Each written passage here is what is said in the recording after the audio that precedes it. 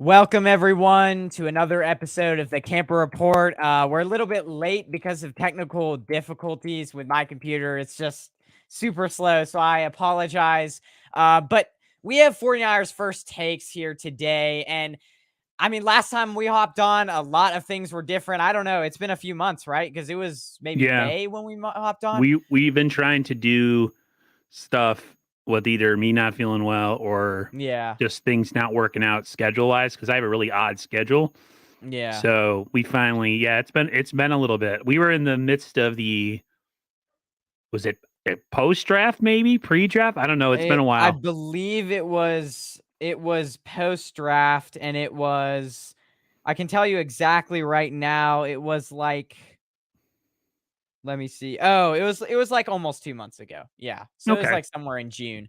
But yeah, it's good to have you back, man. Yeah. A lot going on. We just had our first preseason game. So how are you doing? I mean, I'm excited to talk 49ers football because it should be a lot of fun. There's quite a bit going on. So how are you doing today?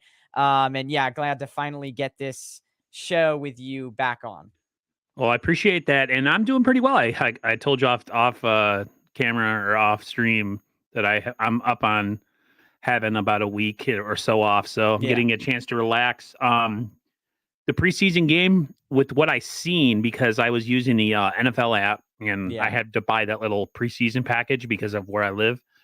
I seen bits and pieces of the most important things, and I think that's what counts. I was pleasantly surprised with just the offensive kind of firepower that we have. Yeah. I was pleasantly surprised with a couple rookies on defense. I don't want to spoil it too much. It was let's just say the Niners look their backups look pretty decent. So it spells for great things with their starters if their backups are playing as well as they played last night. Yeah. But it is the first preseason game. I'm Yeah. not, as much as I was excited with the touchdown from Lance to Gray, I'm not overly reading too much into it. But all I'll say is you see what Lance could do Yeah. and what Jimmy could not. Like the threat of the long ball is there. So it's cool that they dialed that up kind of sudden and kind of quick Yeah. early on. And it was pretty nice. A lot of people got really excited. Yeah. Yeah, I mean, I was excited on both sides. Let's get That's a good point. And again, I mean, let's get to some of the rookies.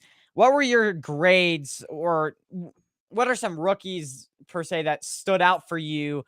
And what are some grades? Like, what would you grade the rookies last night? What were some guys that didn't do as good as, like, what are some guys that disappointed, and what are also some guys that stood out? I mean, we all know Samuel Womack. So what did you think of the rookies that we last night, basically? Samuel Womack, uh, wow.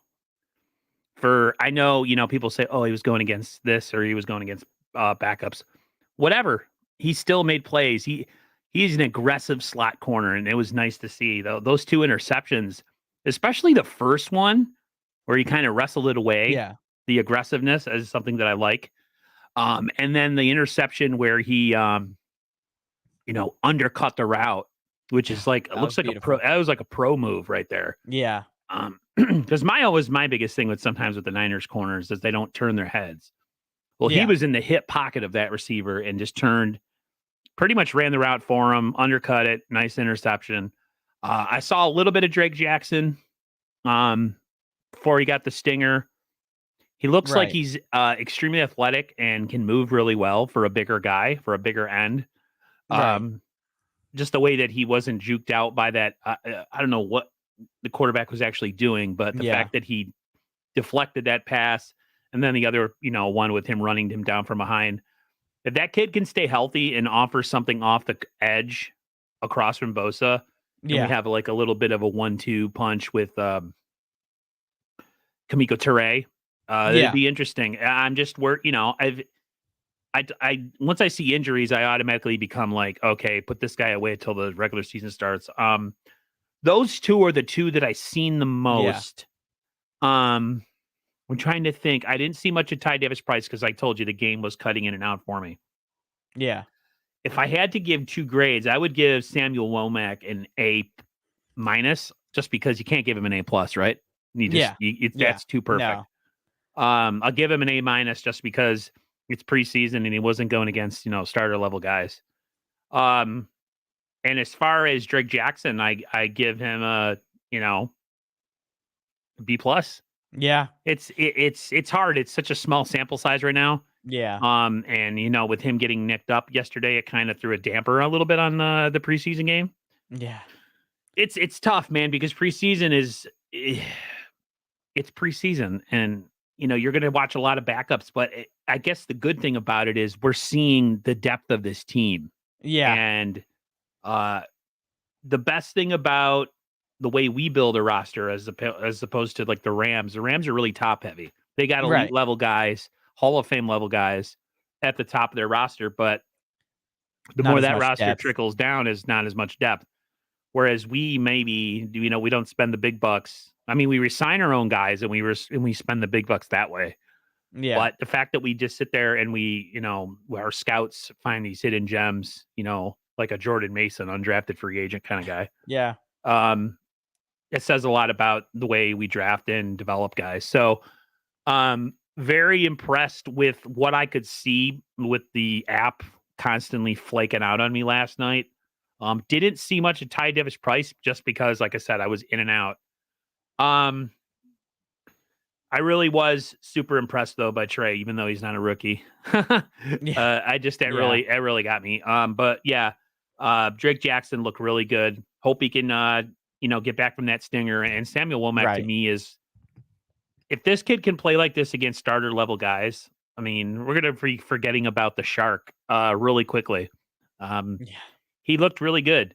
I want to see him go against maybe some higher level receivers to see before I kind of make a all around statement about how good he is, because I want to see him go against some guys. Go against Cooper Kupp maybe. I wanted to see Christian Watson out there against him.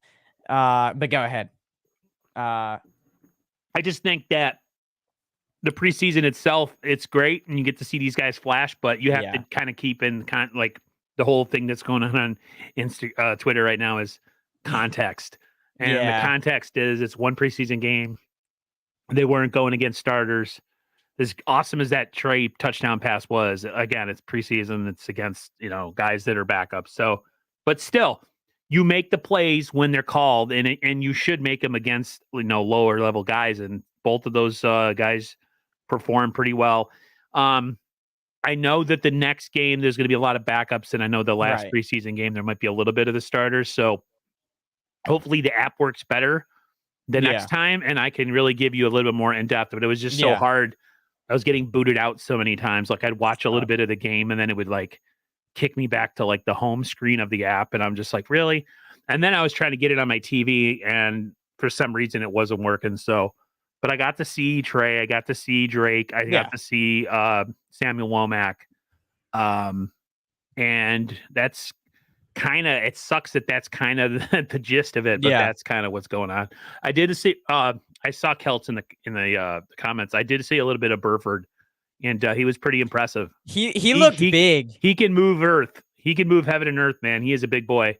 So that was the other guy. I saw bits and pieces because, like they said, the broadcast was flaking out on me. But so those 3 guys really, I saw a lot of Twitter reaction about how good this draft class could be. Now again, it's one preseason game. We can't all go super crazy about everything, but it's a promising looking draft class right now, to say the least. So Burford,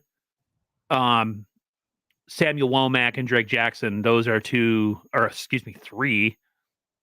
big time draft picks that could contribute to this team this year. So if that was to happen and those guys were to contribute and give meaningful snaps this year, you got to give all your respect and props to John Lynch and Adam Peters, the guys that their scouts unearth and find. So I wanted to see more of Jordan Mason, but I had an issue. Like I said, I had an issue. So that'll definitely be something against Minnesota that I'm going to try to watch now that I know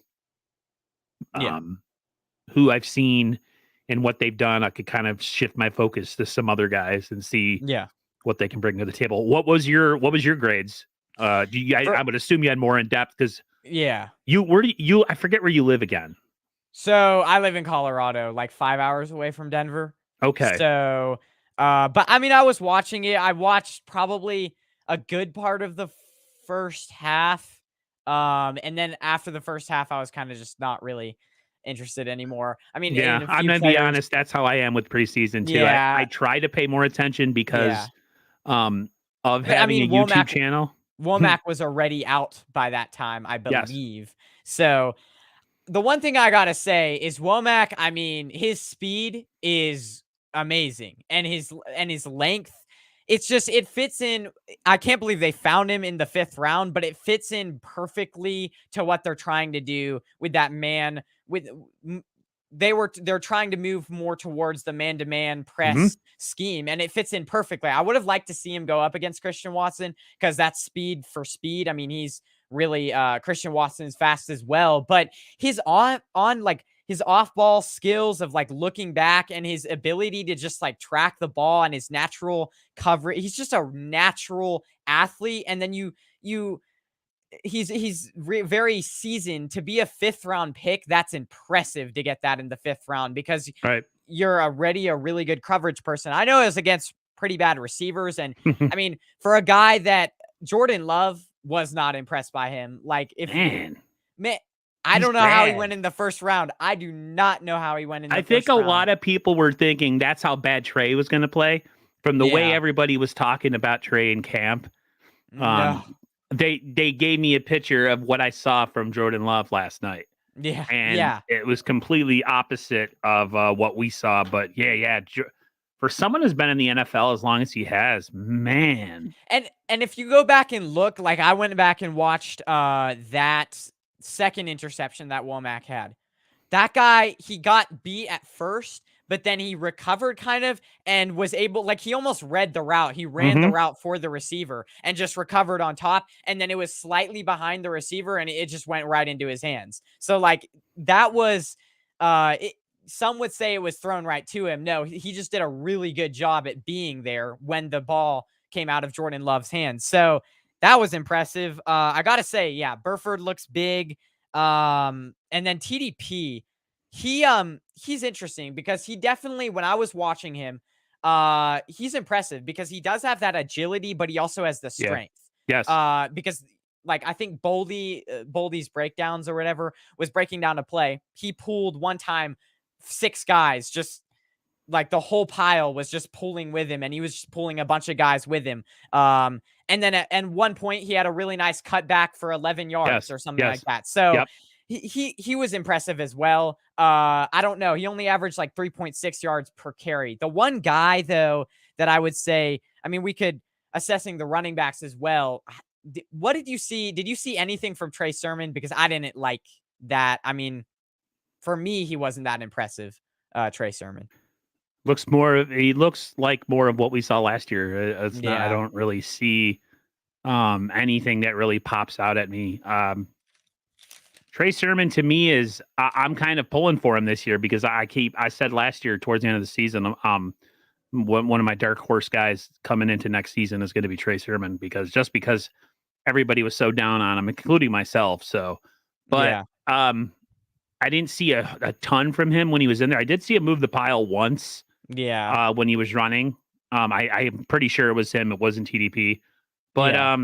we still got 2 more preseason games. I'm sure he's going to get a ton of Yeah.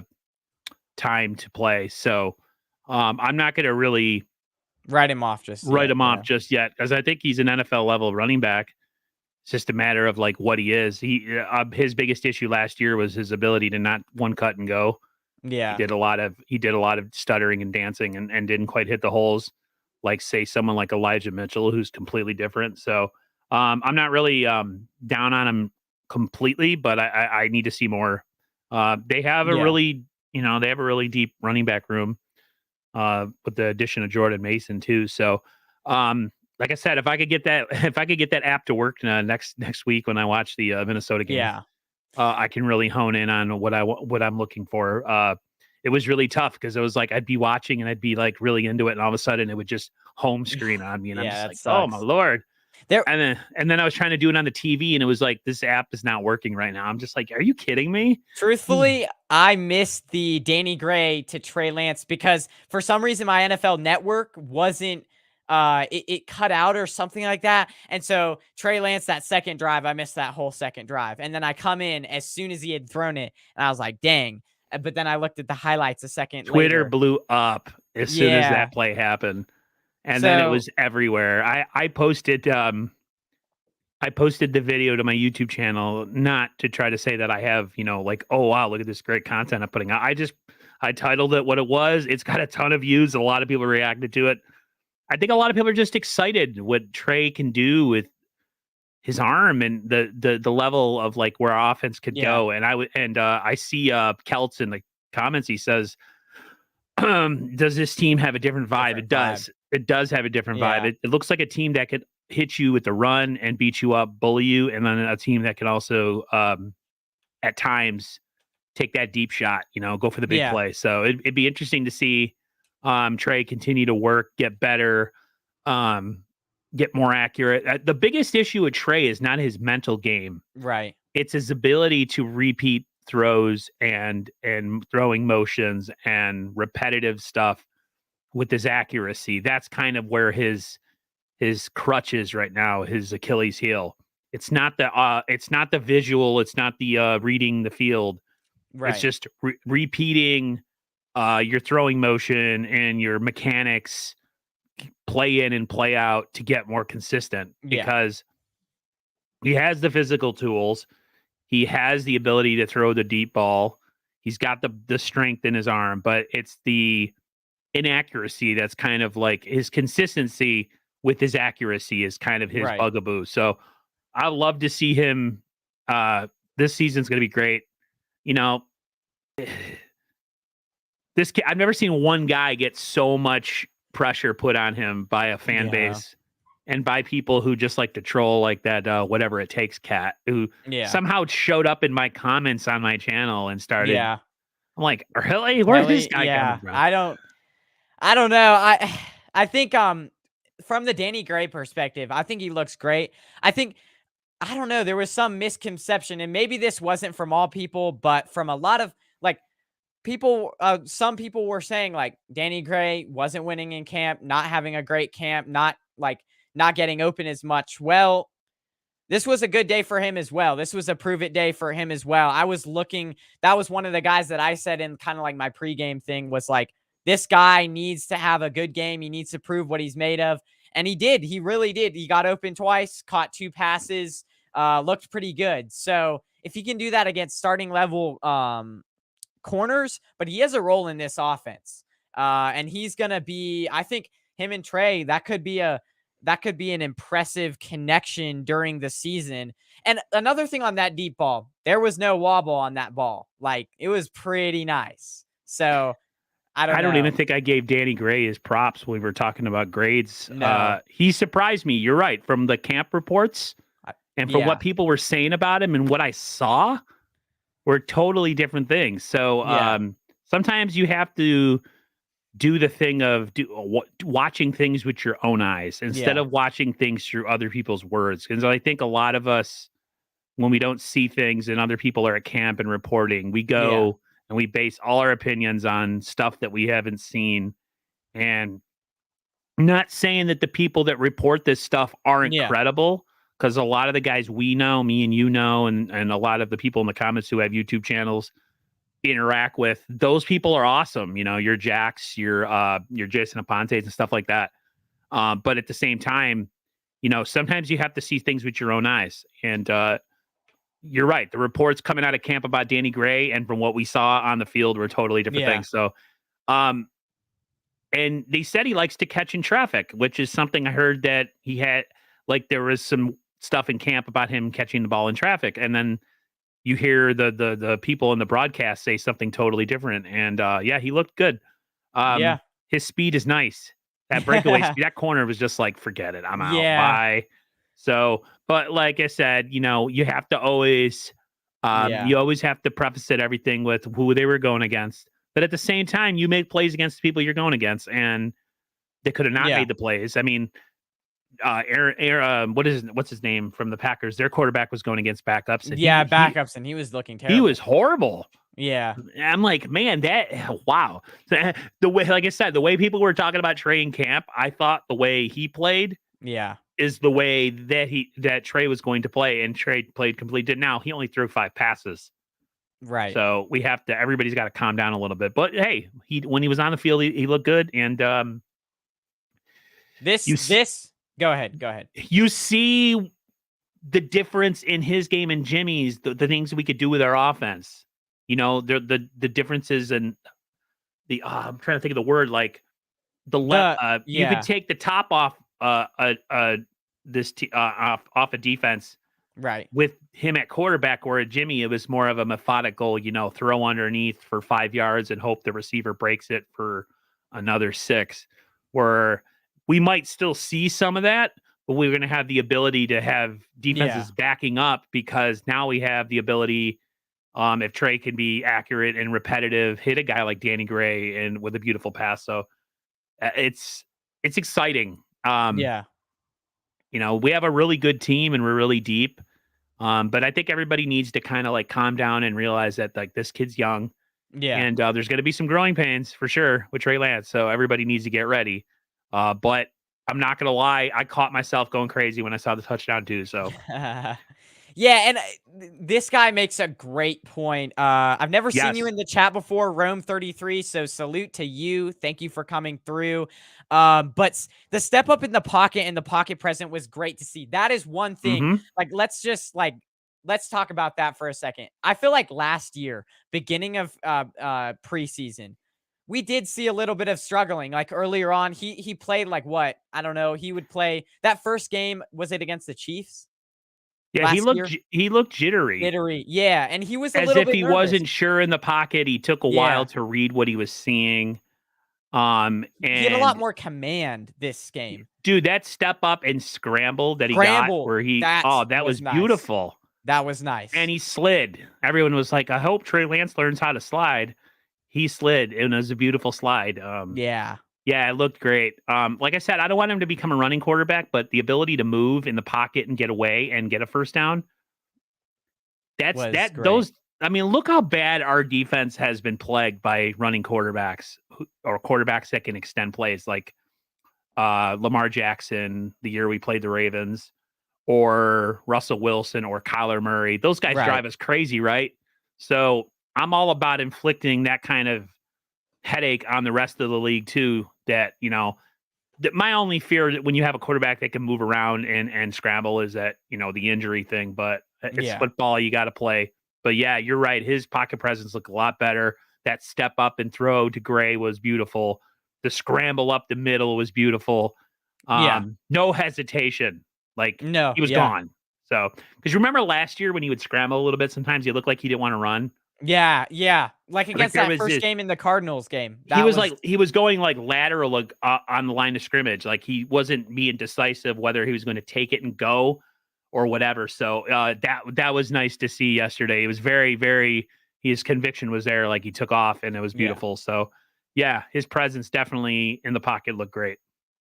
No Border Sports, nice to see you in here. Stop, Brian. Go subscribe to them if you haven't already.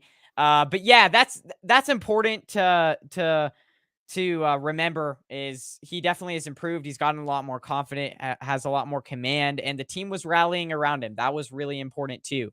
You saw them getting very excited for their quarterback, as they should be. But let's move on. I guess we already kind of talked about this, but what was your grade of the running backs, do you think? And my main thing here, or my question to you is, where do you think the what is the order right now that of the depth chart after this game? Like, do you think it's Elijah Mitchell, probably Wilson, and then after that, who is it? Because I don't know. I mean, Hasty did good. TDP did good. And then Mason was pretty good on the back end. Now he wasn't playing against as good. He wasn't playing against like starting level players, but what would be your order now after this game? So it'd probably be Elijah Mitchell, number 1. Yeah. It's tough. Yeah, it really is. Elijah Mitchell 1. Trey Sermon probably 2. Wow. Yeah. TDP would probably be 3. And then it's tough because like I said, I only saw bits and pieces, but I Right. saw Ty Davis Price make some nice cuts in this game. He looked good. Yeah, Uh, he did. it's tough. I'm gonna leave that as to be determined. Yeah. I'll give you an honest answer. All I say is it's Elijah Mitchell's job to be the Right. starter. I need to see more of Jordan Mason. I need to see more of Ty Davis Price. Those are the 2 guys I need to see more of. I know. I need to see a lot of everybody, to be honest with you. Yeah. And because of, it's been a year since we saw, 9 months or 8 months, however many months since the season ended. So I'll leave that as to be determined. But if I had to give a depth chart, it would be Elijah Mitchell, Trey Sermon,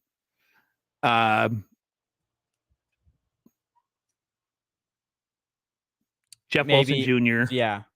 Ty Davis Price, and maybe Jordan Mason, I guess. I It's tough. mean, It's yeah, hard. it is because it's like Hasty's making the 49ers so like I mean, you'd want to cut him, but he's making it so hard. Like he was good yesterday. Now, the one thing that I did see from Ty Davis Price is his decisiveness was great because you saw or his vision, I guess. Because that one play against the Packers, I don't know if you saw it, but like it was like a 12-yard run and it was a outside zone run. Everyone was going one way, and then he cuts back the other way because there's no hole, and he picks it up. So that's impressive. I think there was a lot of flashes from him. I'd say Trey Sermon's on the back end, but it's like I think this is the one position group. I completely agree with you about like that we need to see more because this is the one position group where I think you have to see all the games. You have to play them because like, yes, Trey Sermon, but Trey Sermon was a decent receiving back yesterday.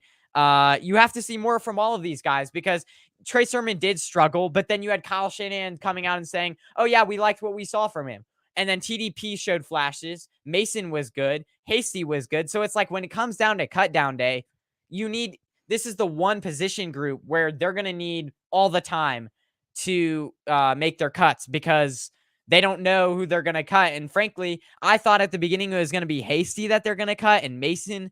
I think they could probably stash Mason on the practice squad. Maybe. Who knows? That's just my guess. But Hasty, maybe they do keep him for another year. And before these preseason games, I said that the 49ers are going to keep 5 running backs plus use check. That's six guys. And I might be right. I don't know. I don't know. Maybe they'll keep 5 guys. I think they might. So 49ers always seem like they have too many backs, and then the season starts and we get plagued by injuries. To me,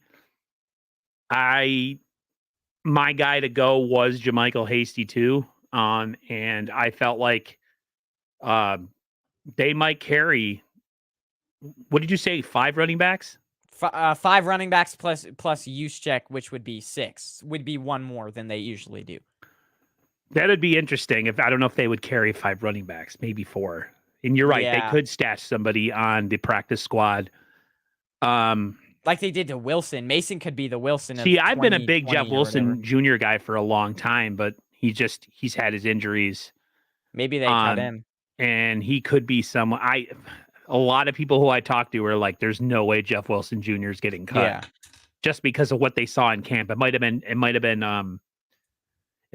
Jason Aponte who said Jeff Wilson Jr. is definitely going to make this team. So I'll leave that to a guy like Jason who knows his things about the 49ers, and he was there to see it. So Hasty does seem like the odd man out still, regardless of what he did in the game. You're right, man. We need to see more, and then we could probably, after that 3rd preseason game, kind of give our consensus what we think the roster is going to be and how many they're going to carry. It's tough, man. Because go ahead. Oh, okay. Well, I was just gonna say, like, the thing is like with these third round running backs, I don't exactly understand why we keep drafting them. That is the biggest mystery to me. Because yeah, Sermon's great, TDP's great, but it's like, man, we could. I'm not a big fan of that. I'm not sure you could have gotten anybody. Like, you could have gotten. There's a guy from Kentucky. He was a guard. His name was. Oh, I was big on him. Darian Kennard. Like, you could have gotten. I don't know. I was intrigued by that. I just feel like there's obviously no shortage. Like, you can't have a shortage of running. Like, you can't have too many running backs on this team. But was it really necessary to draft all these third round picks when, like, I don't know, Sermons doesn't look as good, at least in this game, didn't look as good than a guy like Jermichael Hasty did, who was drafted lower. So I don't know. Some teams go really based on best player available. Yeah, that's true. And they're not against adding depth to an already deep position because it's almost like you could never have too many. Like, how many defensive linemen have we drafted? Every year we drafted defensive linemen. It seems like Yeah. who's going to contribute, and that's just you always feel like you can never have enough. I mean, look at these past couple seasons where like we keep thinking, oh, we're good, we're set at running back, D tackle. That's or a position this year. right, and then of course a bunch of injuries happen, and then we're getting somebody off the street. So, Mm-hmm. I'm totally fine with them drafting running backs, to be honest with you, continuously, because I think it's a staple of this Kyle Yeah. Shanahan offense and the offense that his father ran too. So that I like when the 49ers run the ball first and pass second. I like when they establish the physical tone of a game because I think you can really bend a team to your will if you have a team that's physical enough to like to run it, you know. You ever watch those pre-games sometimes when they'll be like Kyle Shanahan's goal is to run the ball 35 times in this game, and like it literally happens and he thinks the magic number was whatever, and then it happens and we end up Yeah. winning. It's important part of this offense. I think it takes a ton of pressure off of Trey Lance, makes his reads a lot Yeah. easier, especially if they respect the run. I'm okay with, you're right, there's always players in the draft where you see your team like, you drafted another running back when we could have got a Yeah. corner. It'll be interesting to see, man. We have 2 more preseason games. I'm definitely going to keep my eye on the running backs to see what this depth chart's going to be. I need Right. to see more of Jordan Mason. I need to see more of Ty Davis Price, and I'll definitely watch more of Trey Sermon as well. But those 2 guys really are interesting me because it seems like every year we have a guy that we poach off of like undrafted list, and he becomes a big player. So all everybody's talked about this offseason Yeah. was Jordan Mason. And my damn freaking thing went off last night and I couldn't watch the game the way I wanted to, and I wanted to see Jordan Mason. So my 5 goal, go Go ahead. ahead. Oh, no, you go ahead. I would You're good. say my goal in the next preseason game is to watch Watch Mason. watch Yeah. the running backs in general, but I'd like to see what Mason does. That Ty Davis Price, I saw that cutback you were talking about. That was beautiful. Yeah, it Got quick was. feet for a guy that likes to pound the ball. So he looked good to me. But it's such a microcosm of like what we're going to see. It's such a small Yeah. sample size. Yeah, I agree. This guy says, I've never seen you in the chat either, so salute to you.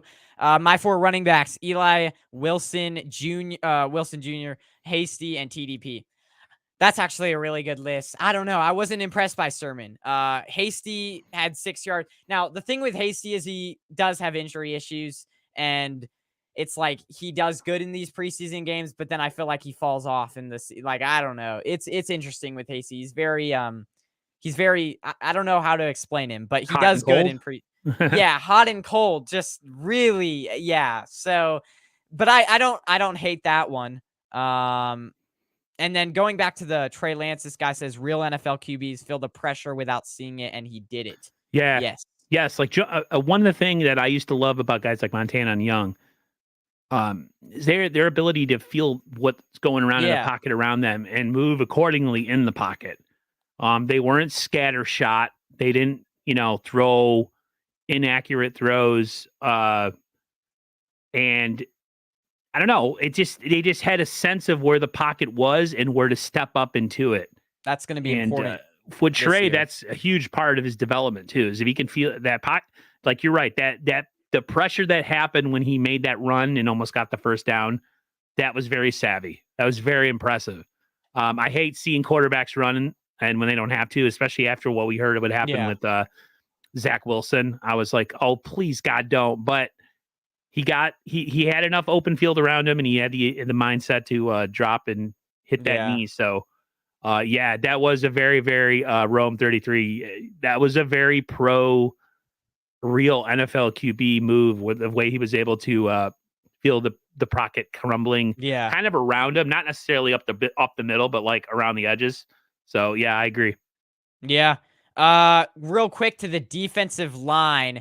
He did look good, and I will say, Kim Diche had a nice play as well. Yes. He is going to be key for this game, or for the 49ers this year as well. I liked what I saw out of both of those guys, as well as Drake Jackson. Because what I'll say about Drake Jackson and this whole defensive line, Drake Jackson, like, he didn't really record a sack, but I did notice he has a low pad level, and he was in on every play. He brought a lot of pressure when he was in there. So both of those guys looked really good. I was impressed by our backups for sure on the defensive line.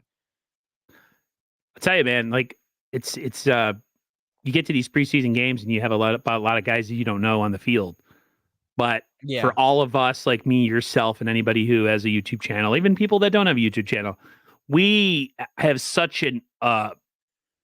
much information coming from so many different people that keep our eyes peeled for all these rookies and all these, oh, this guy in camp looked really good. Watch out for him. And then, of course, they all like Womack, Drake Jackson, Danny Gray, like all these guys and some of these camp reports, you hear about them and you look at it and you're like, man, the Niners are really deep.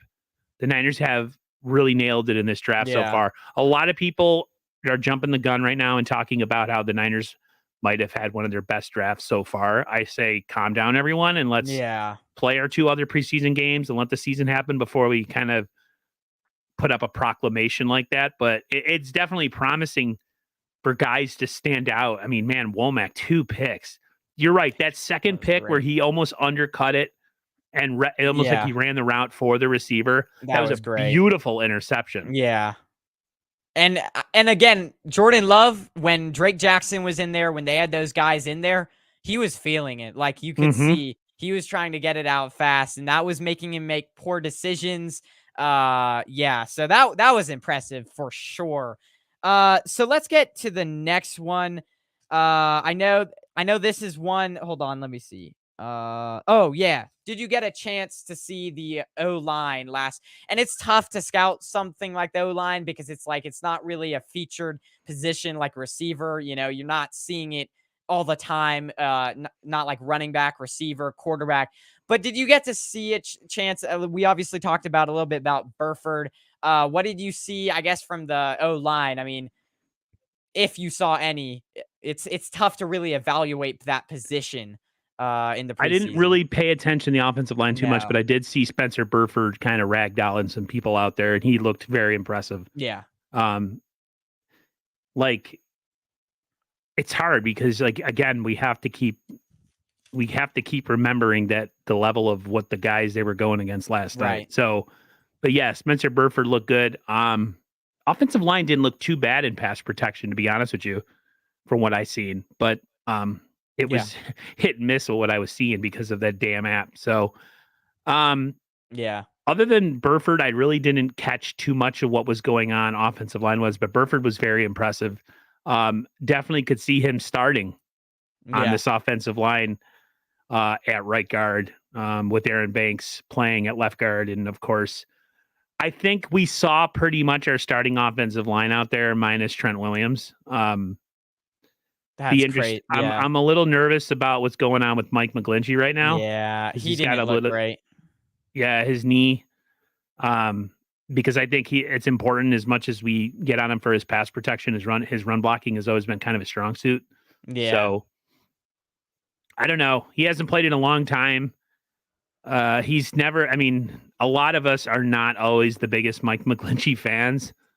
And you're right. Yesterday was a little bit sketchy. That didn't help too much, but I'll have to keep my offensive line observations and Yeah. my scouting on the offensive line. I'd have to give you a to be determined on that one. But I Yeah. did pay attention to Burford. He looked really good yesterday, so that was nice.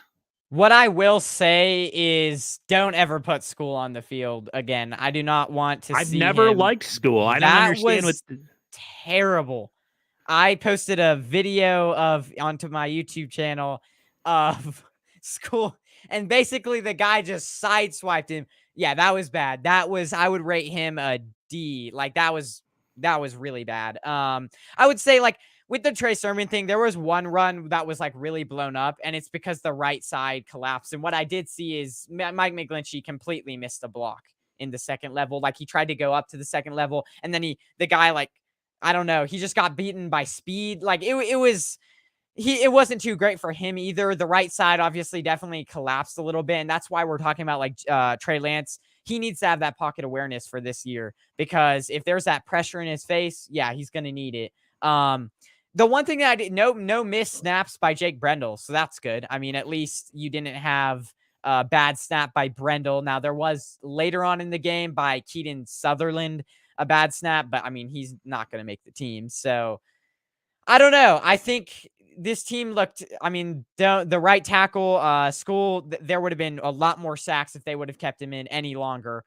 From that side, we definitely saw that side collapse a few times. And again, Trey Sermon, he was playing in the earlier parts of the game where better players play in that part of the game. And so that is some context there for the reason, maybe the reason why he wasn't running as good was the right side was getting collapsed a lot. There was a few loss of yardages like that he had where he got backed up completely, where the offensive line, the whole right side just completely caved. So we need to see more out of Mike McGlinchey because that's bad.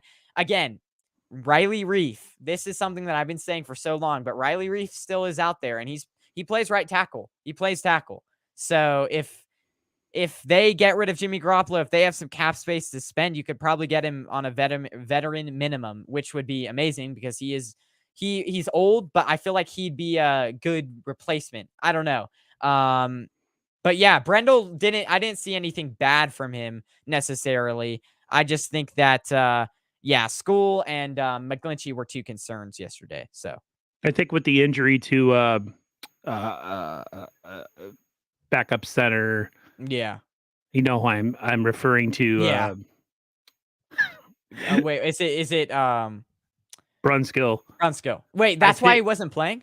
Yeah, he has I think it's a hamstring, some sort of strain, something. So that's why you saw Brendel in at center. I think Brendel's going to win the job regardless. Yeah. I just think he looks better. I'm not a School fan. I never have been a School fan. I think he's highly overrated. He did well against when Joe Staley was out in 2019, but I just don't see it. And as far as I've never been a Brunskill fan either. I don't like Daniel Brunskill. I know he's like a Swiss Army knife, and you can kind of use him in a pinch. But hopefully, Brendel wins that job outright. I would he assume started. Go ahead. I'm assuming Brunskill might make this team though as a backup, but we'll see. Yeah. And he at least I feel like he played solid compared to the right tackle position. So that's a good thing. I don't know. I think the 49ers I feel like they're confident, which is weird. They're confident with their offensive line even though it's not too great. Let's just hope that doesn't come to bite them.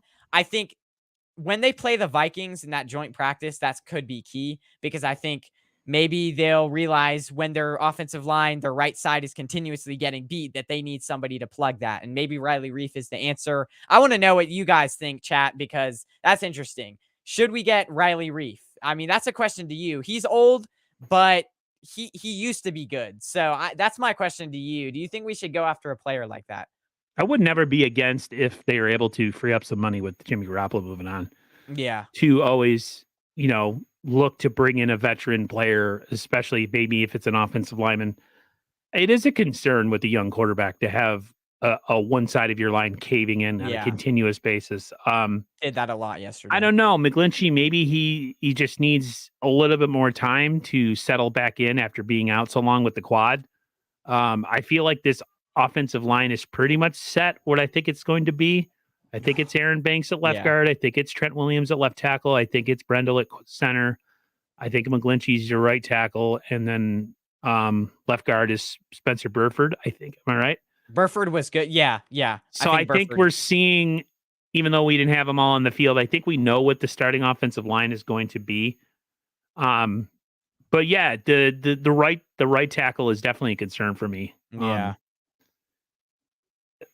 Like I said, McGlinchey's never been a great pass protector, but if he's compromised now with another injury, and he's not the fastest guy, he's a little slow-footed, you know what I mean? And he gets bullied off his feet by guys who speed rushers are his nemesis.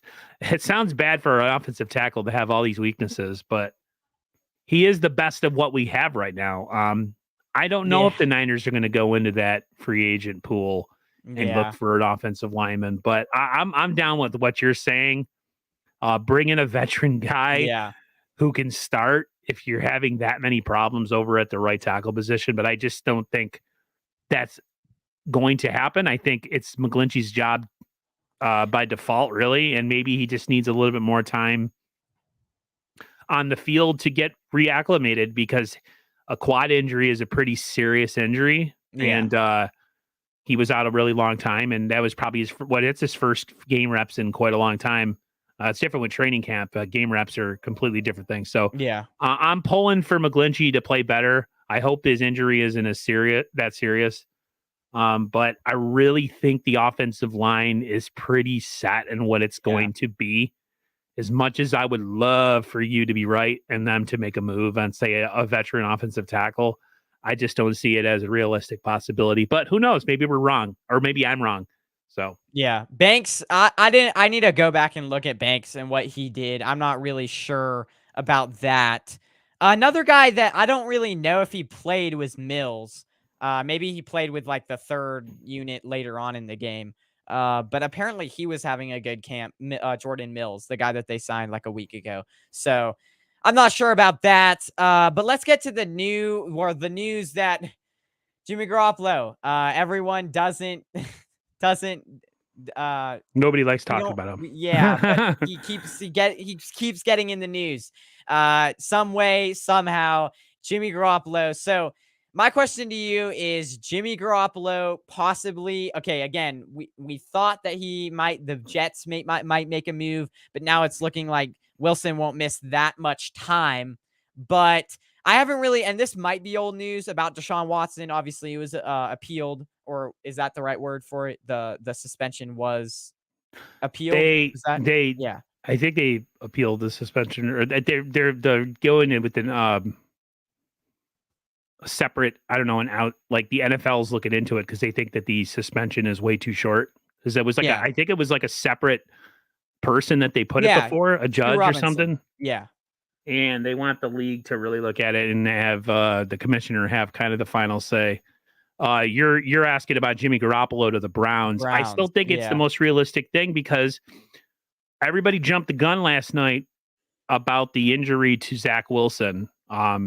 People on Twitter, YouTubers making videos, and I was getting excited too.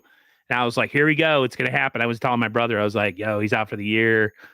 Watch Jimmy go to the Jets. It's a perfect fit. They got a lot of ex-Niners guys over there. And then the reports came out and they kind of backtrack. And there was a lot of people kind of getting on the one reporter who reported it, which happens. People have bad sources or whatever. There's people on YouTube. That's why I wait sometimes when things happen before I make a video. You got people out there making videos to get clicks and views, but it's inaccurate information. So there was a big backpedal last night from a lot of people. I do think the Browns are the most viable spot for him. But we're waiting on the commissioner's ruling on this. If the commissioner goes for maybe another 6 games, I could see a move for Garoppolo. that's kind of it. I Yeah, don't see any other place for him. There was the report, I don't know if you remember, that said if they don't have anything in place by cutdown time, they're gonna cut him. that Yeah, I he's think going to that's get true. cut. So sucks to be him. This has been a story that's been way too long in the making, Yeah, and I'm gauntlet. honestly Yeah, don't care anymore.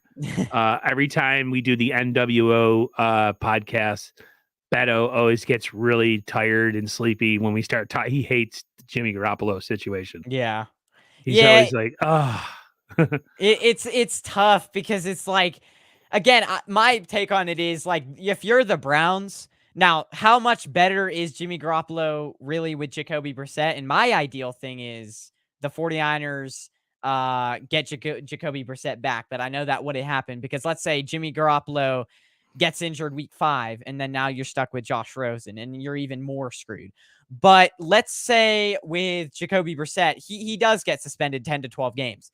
That is really bad because now let's say you win 5 of those 12 games with Jacoby Brissett, you're 5-7.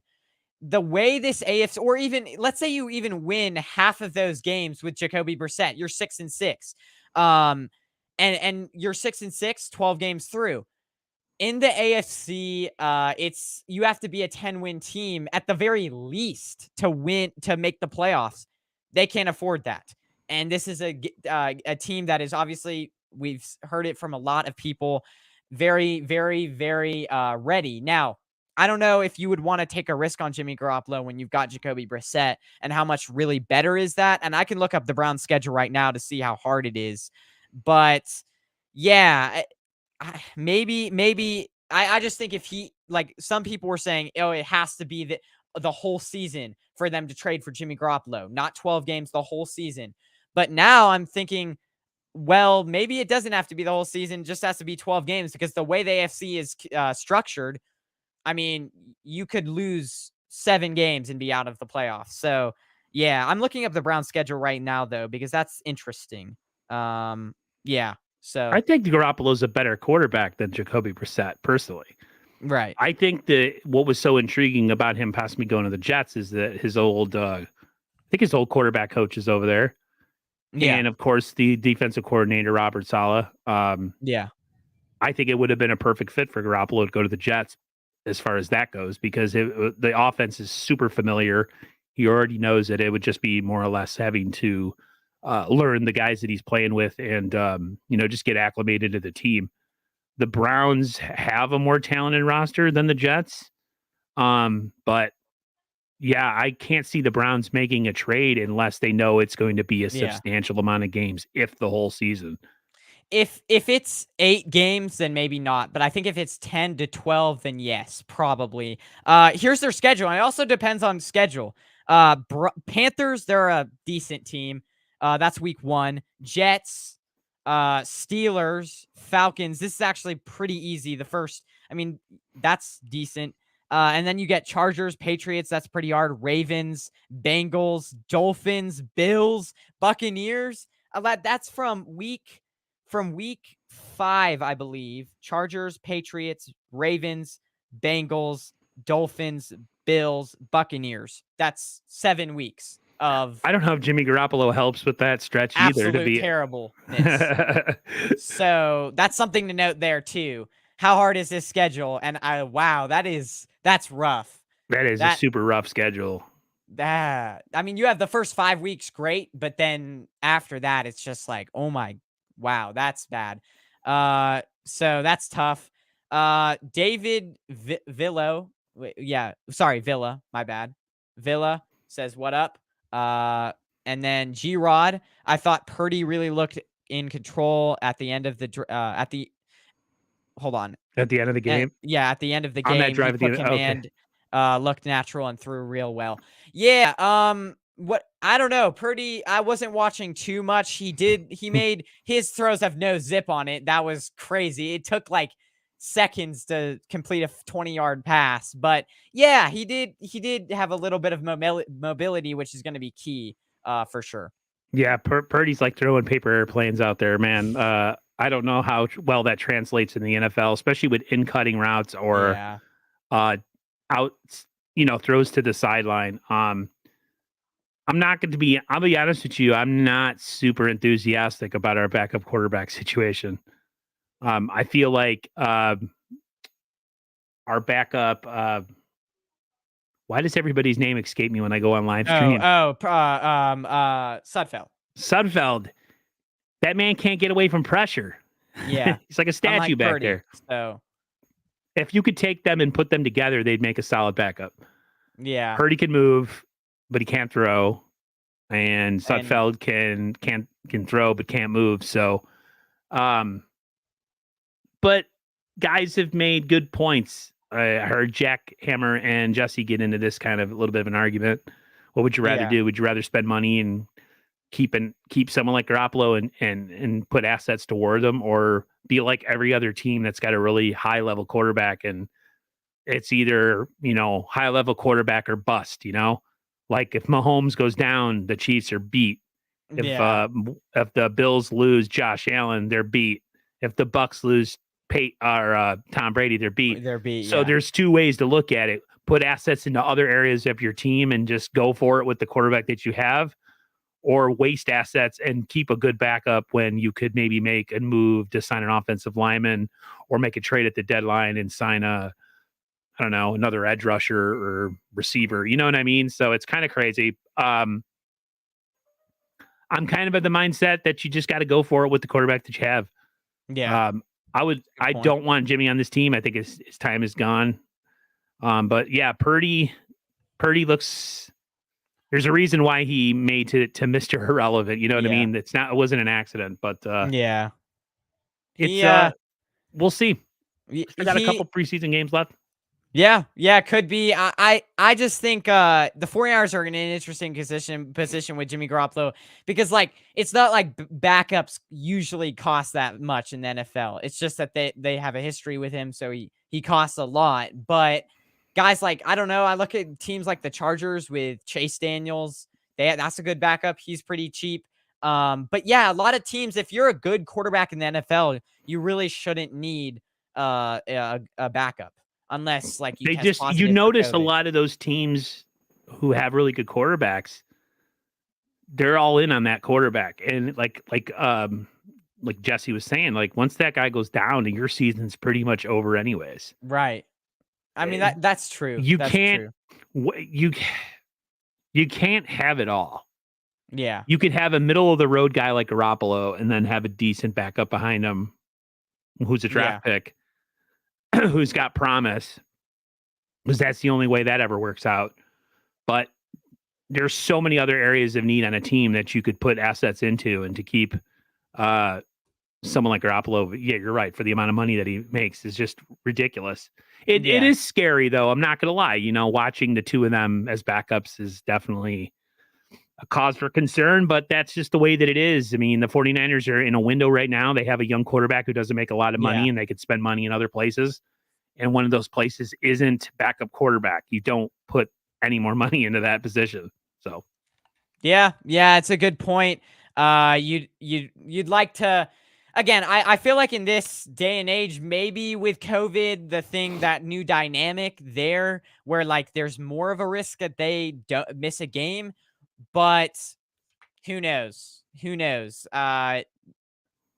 It's a give or take. You could have a good backup and then, like you said, not have another, not have as much depth somewhere else. So yeah, it's a thing that you have to pick your poison kind of thing. And with Trey Lance, that's why the sliding thing was very encouraging yesterday. It was, as long as he sounds doesn't like a really weak thing to be really happy about, but that slide was really good. It was a really nice slide. So it is. I mean, if you go back to stay healthy, if you go back to him in the Cardinals game, he would have. Oh my God!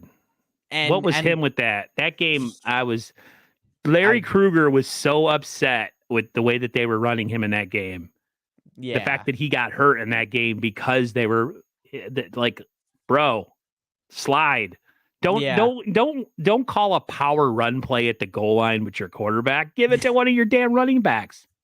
Yeah, I agreed on that one. Yeah. Well, anyway, everybody, Yeah, I think we've covered it all. Thanks for hopping on. This has been a lot of fun. This Definitely went by enjoy. fast. Yeah, it did. It did.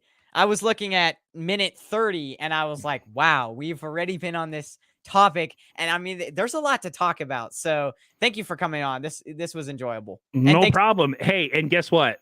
Yeah. I'll try to, if the app works, be more on my P's and Q's because Yeah. I have a stream with uh,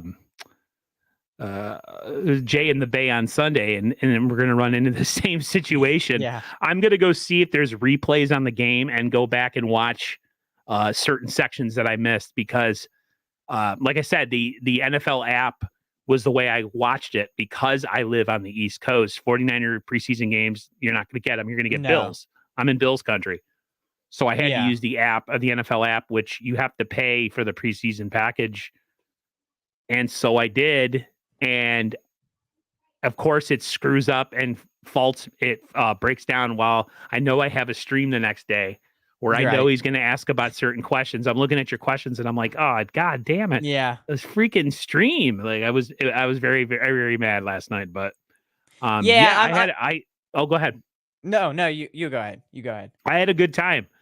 It's this time right now in the preseason, we can kind of be excited and we don't have to really worry too much. No. But in another, 3 weeks or so, it's all going to change. So Yeah. it was very promising what we saw with Trey Lance yesterday. It was very promising what we saw with Danny Gray. It was very promising what we saw with Womack.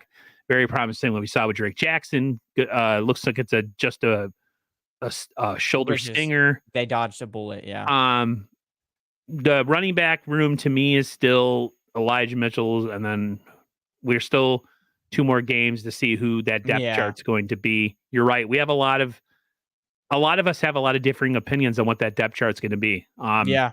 I still think Trey Sermon deserves a spot in the NFL just because of where he was drafted. I don't think you're going to see him get cut, but I could be wrong. But I just don't see him getting cut, at least not this offseason. No. I still think the odd man out is Jermichael Hasty, personally, just because of injuries.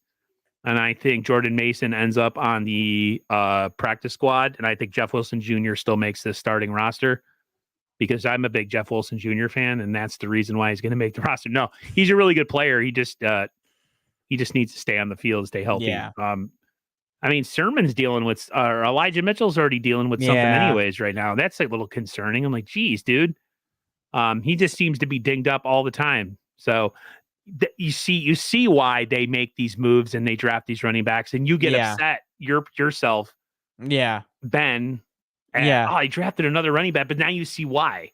Yeah. You can never have enough. You just don't know. And I mean, look at Elijah Mitchell right now. He's dinged up again. So yeah, we'll see. It's tough. It's tough. And again, maybe Trey Sermon, I mean, he could show some flashes. Jermichael Hasty, obviously, with like you said, the injury history, that's tough. So yeah, it's going to be interesting to see. That's one of those positions that, you can never get enough of. Another thing I was going to say, I might be getting all 22 films. So that's going to be interesting to all the people out there. Might be doing that. That would be fun. But yeah, he said, do you guys love it when the Cowboys are losing even in the preseason? Yes. I did not see the score, but if they did lose, I have 2 really good friends who are Cowboys fans, and I love those guys to death, both of them. They're like brothers to me. But I always find joy with the Cowboys losing. Sorry, guys. I just do. I just think it's funny because the media always hypes them up. They're always primetime games. They always get Joe Buck and Troy Aikman when they were together. And it's just the same thing every year since the 90s. They haven't won a Super Bowl. They barely have won any playoff games. And it's just a circus. I find it absolutely hilarious. And I do find it. I think it's great that they're losing in the preseason. Absolutely. Yeah. Mason going to end up starting some point in this season. I hope not, because if that is the case, then that probably means we have all of our running backs gone. Yes, we would be hurt and we would be in a lot of trouble. Yes. I don't think he's going to start, but I do think he will get some touches in this season for sure. The Niners are like a running back factory, dude. One guy goes down, another guy steps in. Yeah. Elijah Mitchell still is I think they're not really going with the number one back bell cow type situation, but he's still the number one guy. Yeah. But I honestly don't have problems with them constantly drafting running backs because it proves that it's always a need on this team. And look at Elijah Mitchell, he's dinged up. So like I know you get stressed when they could have used another pick on an offensive lineman or something, but it proves that they're right because every freaking year it's always somebody or another who's hurt and can't play. So I think Mason will get some action this year, but I don't think he'll start. No. You know what I would love the 49ers to do? Draft Frank Gore's son when he comes in. I don't know what year that will be, but I don't know when that will be, but that would be interesting. The Cowboys and Packers will always be big time rivals. I love to see them lose, but I love even more to beat them in the playoffs. Yeah, that's for sure. I got Cowboys friends too. Still love it when they lose. Yeah, I got one Cowboys friend. I don't talk to him a lot, but yeah, that's funny. I have a coworker that I work with. We were in 10th grade earth science or something. Me, him, and this Giants fan used to go at it all the time. We're talking, dude. We're talking like 1995. Okay, this is a long time ago. I work with him now. We're 42-year-old going on 43-year-old dudes. I still like we got into it the other day, and I was like, oh yeah, by the way, Cowboys still suck. And he's like, man, like we get into it, but it's playful. But he was telling me that Jimmy Garoppolo, it's a mistake to let him go. And I'm like, bro. And he was adamant that he was right about it. But then he got a phone call and I was like, we almost had a really, because I was about to start pulling out some stats. I was about to look up his Jimmy Garoppolo's playoff stats. But he got the phone call that interrupted it. So he got off. Well, and the thing is like, with things like that is like you want to, because you cover the team a lot more than they do. You're around it a lot more than they do. And it's the same thing with my brothers who are Eagles fans. They'll pull out this stupid stat or whatever with Jimmy Garoppolo, and you're like, or with any player, and you're like what? I don't know, man. It's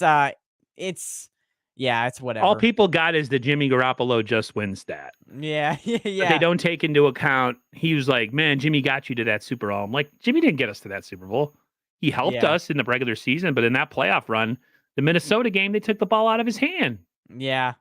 When he's and then the game against Green Bay, it was the run game and nothing else. So, and then when they had to lean on him in the Super Bowl, he failed. So, people get caught up in this whole Jimmy wins thing, right?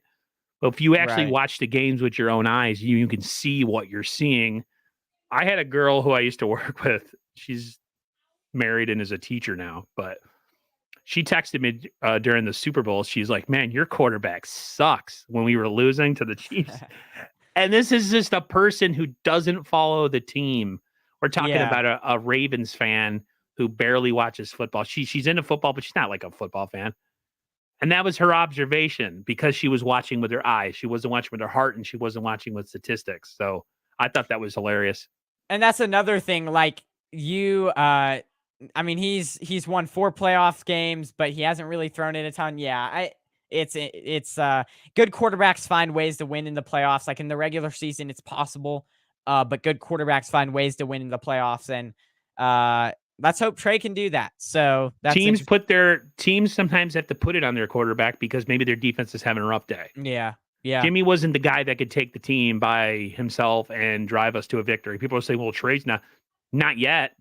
Yeah. But we don't know what Trey's going to be. Jimmy has 8 or 9 years of proof of what he is. Right. He's a middle of the road starting quarterback who can come in and do well for you, but he's never going to be the guy that's going to win you a championship. I've heard plenty of YouTubers, plenty of famous sportscasters say Jimmy Garoppolo will never win you a Super Bowl. Yeah. He's just not that caliber quarterback. Jimmy Garoppolo could be part of a team with a really good defense and a running game, like Trent Dilfer was back in the day with the Ravens. But he's not going to be the reason you win. Trey could be, because of his ability to do off-scheduled stuff and his arm talent. He could be the reason, just by his athletic ability, that you could win a Super Bowl. But we don't know yet. His story hasn't been written. So we'll see. Who knows? Yeah, Maybe we'll get a Super Bowl because of Trey Lance, and then we could all be dancing in the street. Wait a second. Did he break up or did I? I hope my thing didn't just die. Hold on. No, I don't think, because my computer battery was low, but I think that's you. Yeah, I think he broke up. Where's your Niners shirt, young man?